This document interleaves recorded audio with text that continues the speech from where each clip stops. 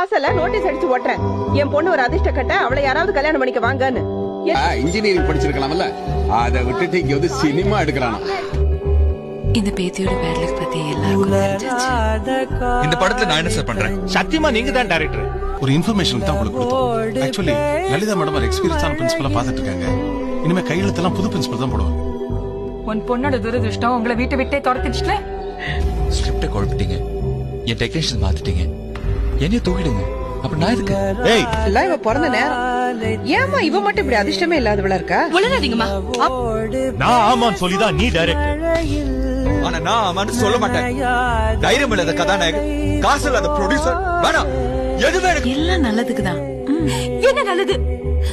நான் உன்ன மாதிரி கிடையாது. ஏத்துக்க முடியாது. வீடியோ தான் எடுப்பேன்னு வச்சுக்க. சாமி, நான் வர்ற கல்யாணத்துல வந்து மானத்தை வாங்காத. வாடி பா.